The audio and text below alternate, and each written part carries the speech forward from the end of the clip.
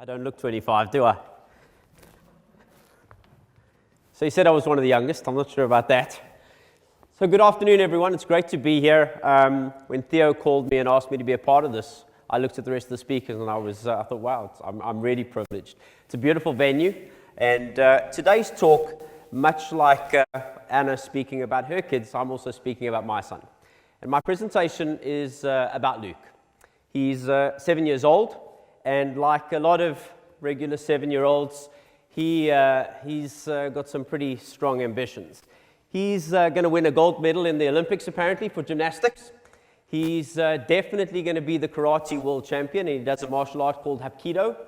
And of course, like most 7-year-olds, when he grows up, he's going to be an astronaut. So as we kind of go through these things, you get a sense of what my son is like. He, like also most 7-year-olds, also is completely familiar with this digital world that we live in. He watches TV on demand, he has an iPad, everything is app related, he has an email account, he has a Facebook account, and he has a Twitter account, and he's active in this digital world that we live in. He knows that he can Google the answer to anything, and if he wants to do something, he can go onto YouTube and he can watch a video which will show him how to do it. This is the world that he lives in. This talk is about Luke. But more importantly, it's about how I, as his father, have this really strange responsibility to prepare him for the future. And it's daunting because when I was young, and my parents raised me, my grandparents raised them, and our teachers prepared us for the future, they knew what the future looked like, right? The pace of change was relatively slow. They could look towards 10 or 20 years from now, and they saw exactly what the future looked like. But as I stand here now and I think about Luke 20, 30 years from now, I have no idea what that looks like. And if you think about that for a second, trying to prepare somebody for a world when you don't know what it looks like is a really, really tough task. So we have a lot of young people in the room today, so I thought what would make sense for me to just start with what the world was like when I was young. So I'm 40, early 40s, 41, and I thought I'd start with going back to maybe 30 years ago when I was at school. And, you know, just to put this into context, there were no mobile phones, right? I know you know that. But there was no email, there was no YouTube, there was no internet. We had 2 TV channels, and they only played for a few hours a day, right? No CDs, no DVDs, no streaming media of any kind. If you wanted to buy something, if you wanted something, you wanted to listen to something, you wanted to watch something, you had to go to a shop, and you had to buy it, and those shops were only open 5 days a week, 9 to 5, and if you were lucky, they were open when you needed something. It was a completely different world to the world that we know today. So if we come back to 2016, Luke is part of a world that is completely different, of course. It's a mobile and digital-enabled world where he is hyper-connected all of the time. And this hyper-connectivity for a 7-year-old is a pretty daunting thing. I think about him as a teen, and I think about the challenges that he will face. So you will all have heard of a digital footprint. We all use social media today, and you think about the photographs and video and comments that you upload onto social media, you need to realize that they will be there for the rest of your lives. So we talk about this concept, and I heard about this concept of a fear of regret. So young people don't have a fear of regret because you haven't made the mistakes, and hence you haven't really experienced the regret, and hence as you get older you're going to make mistakes and you'll start to realize what regret feels like, and then you will become more cautious. So Luke at 7 years old, he has no fear of regret. Okay? He will video something, he will write something, he will take a photograph of something and upload it without any fear of that regret. But what about this idea of a digital shadow? So a digital shadow is something that people are putting onto the internet that you didn't choose to have put up there. So I can tell you that as a young person, I may have done some things that I didn't want captured by somebody on a camera phone, right? Really, probably more than a few things.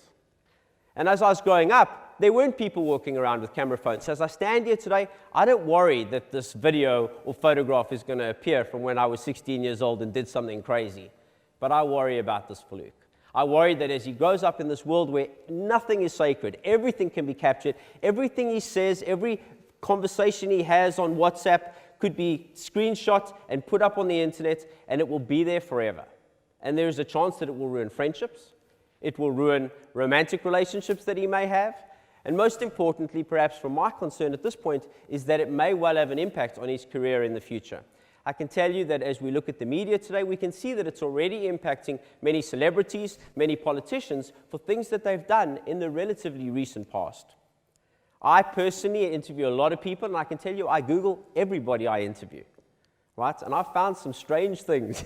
And this is in a new world, right? Not for Luke, who's only 7 years old. So if we think about the digital footprint and we think about this digital shadow, we have to take some responsibility for how things are going to change in the future. So for Luke, this change really doesn't only relate to social media and his interpersonal skills, but also the way in which he's growing up and interacting with other people. You know, when I was young, I spoke to people. That was what we did. That was the only form of communication I had. Maybe when I got a bit older, I would write a letter, but that was it. Maybe speaking on the phone very rarely. But Luke's completely used to this idea that he's sending emails, he's on Skype, he's sending texts to people. This is the way that he engages. This is his normal. And what we all recognize is that because he isn't getting the social interaction that I got when I was young, or that most of us got when we were young, the way in which his social and interpersonal skills are developing are completely different to what most of us experienced when we were growing up. But we're still preparing our children in the same way as what we did in the past. These social skills being missing are going to have a dramatic impact on Luke when he's older. The problems don't stop there. If you think about when he's older, I've discussed when as a toddler or as a young person, and then he goes to school. What about when he goes to university and the way in which this world has changed? I say university, but what does that mean? With the way that technology is moving now, the chances that he will physically go to a university are almost zero. The world is becoming completely virtualized, and what he's very likely to do is do some sort of virtual learning by subscribing to an online university. He would have access to the best teachers. It would be lower cost. He's going to get a great education virtually, but again, without that social interaction. And that's a big problem for me. Another thing that I worry about is, what is he going to learn? Because I'm talking about this change, but there are so many other things that will change. When I went to school, we were prepared for what we were going to become when we were older. And really, the options weren't that wide, right? Depending on where you came in class, you got this advice on whether you were going to become a chemical engineer or a doctor or a lawyer, or whether you were going to do something, a carpenter, a plumber, whatever it was. But they had a plan for you based on where you were. As we look forward today, there are a very, very large number of jobs that are options today that simply will not exist 20 to 30 years from now. I was with the CEO of a very large law firm the other day. We were talking about the future of his firm, and he was saying that they see a significant reduction in the number of lawyers that they will have as artificial intelligence and machine learning advances, and machines simply take over these tasks. So what we know from research that's been done is that postmen will not exist. Cashiers in supermarkets will not exist. Fishermen will not exist. There are whole tranches of industries and jobs that will simply no longer exist. So how do I prepare Luke for this world where so much is uncertain? It's a pretty big challenge for me. If I think about the medical profession and Luke going to university, if he wanted to be a doctor, what would he learn? Is there any sense in him learning biology? Because the reality is that the doctors of the not too distant future will be more about how they interact with the technology, and then the machines will take over the rest of that task. If we look at huge countries like the US, which are very litigious, the ability for doctors to be able to take the human error element out of their task and lay that off to a machine, either by doing the diagnosis or doing the actual operations, which happens widely already, you imagine the massive reductions in malpractice insurance, etc., for doctors. This is a big impact. So it's going to accelerate. This pace is going to accelerate. I touched earlier on the impact of digitization and the natural development of the social interaction, this natural talking to each other that we do at the moment.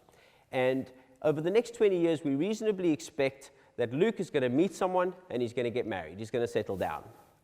But where are the social skills going to come from for him to be able to interact with someone, to be able to find that partner? And how is he going to do it? Because I know that when my parents met and when I met my wife, it was, we went, you had a couple of options. You had friends, your friends had friends, you could go down to the local club, or you could meet somebody at work. That was it. Today in the UK, there are over 7 million people online dating, just in the UK. And if you think about it, what kind of persona Luke's going to create, when he goes online and he creates that virtual self on the site, is he creating the reality, or is he creating this image that he would like to project out there? And when he meets somebody and he has to live up to that virtual self that he's created, I'm not convinced that that's the recipe for a long-lasting relationship. And we weren't doing so well before, right? So I think it's important that we think about these things. At some point in the next 2 decades, Luke's going to hit the workforce. So if you think about where I've gone, he's gone through school, varsity, he's gotten married, hopefully, he hits the workforce, not necessarily in that order, and he needs to be prepared for what that means. If you look back to my parents' generation or my grandparents' generation, my grandfather immigrated to South Africa when he was in his early 20s. He started working in a factory. He worked in a doll factory, and he actually painted the eyes on the dolls. That was his job. And he retired from that job. He worked for one company in one job his entire life, and that wasn't unusual. Luke will very likely work in a completely different world. If he actually has a job, there is a very real chance that it'll just be some sort of temporary labor or contingent labor where he goes from one task to another, probably sitting at a desk, hopefully not in my house still, but he'll still be working in this virtual environment. And he'll be working in a virtual, massively competitive global workforce where people of any language can compete against each other because technology will be doing automatic translation. The age will range from 18 to 80. They'll be located all over the world, and the cost pressures of that location will also come into it. So he's going to face these challenges, and I don't know what that looks like. If I think about it, Luke is very likely to change jobs 30 to 40 times during his working life. He's probably going to live to over 100. He'll probably work until he's 80, which is a 55-year working span, easily 40 to 50 jobs. So for Luke, it's going to be a challenging time. I think we all recognize that. I don't know what he's going to do. He might be a robot farmer. He might be a space air traffic controller. He might be a gene programmer. I don't know what these jobs will look like. He might print houses for a living. I don't know what this is going to look like. But it's going to be very different to what he has now. And he's going to be competing in this very strange world. So because of this reality, which is a future that I can't conceive of, we have to prepare him very differently. We have to prepare him for the ability to adjust. We have to prepare our children, all of our children, for this change, this constant change, and not for the environment, rather than the task that they're going to have to do. If I move on, I worry about him growing up. I do. I worry about his education.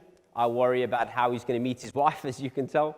I worry about where he's going to go to university. I worry about his work environment. I worry about all of these things. And that doesn't even really touch on the really macro issues of what's going to happen in the world from an overpopulation perspective, or global warming, or whether the Americans are going to vote for Trump, which might be worse than the other two. It's a really, really daunting world that I look forward to. As I stand here today, I don't know how long we're all going to live. I don't know what the world will look like in 2030, but I'm fairly sure that a few things will have happened. Most of the jobs that I mentioned earlier, they will have disappeared. The world will be a vastly different place. We will have cured most forms of cancer. Nobody will be using an iPhone, as daunting as that may sound. We will digital print the average family home in a couple of weeks, rather than building it over months or years. And most of what we do today, most of the mundane tasks that we do today, will have been replaced by machines. With all of these challenges, really the best that we can do as parents, and the best that I can do for Luke, is to prepare him to embrace that change. For most of us, this is a really enormous task, because as a parent, what we're geared to do is to create a safe and secure, and a nest, an environment in which our children feel secure. But we're not going to be allowed to do that anymore. What we have to do, what I have to do, is I have to prepare Luke to be comfortable with this massive change that is coming. And those two things don't necessarily go well together. I try to prepare Luke for a world dominated by technology. I get him used to these devices, how they work physically, how the software drives them, all different types of technology, so that he's not threatened by this unknown. I try to prepare Luke to engage in conversation, actual physical conversations with people, whether that's when he's at his karate or when he's on his gymnastics warming up, or whether it's when we sit at dinner and we turn off the technology, which is normally a bigger challenge for me than for him, but we just sit and talk. I talk to him about this a lot, maybe too much. But my commitment to Luke is that I will personally embrace this change. I encourage him to think about the infinite possibilities that this change will provide to him as the world changes around him. Most of all, when I sit with him, and you can see the photograph of him sleeping there, I sit with him and I talk to him about the fact that more important than any of this change is that he needs to be a good person. He needs to be a good man, and he needs to do his best to be the best version of him that he can be. And that's really the best that I can do in not knowing what the future holds. Thank you.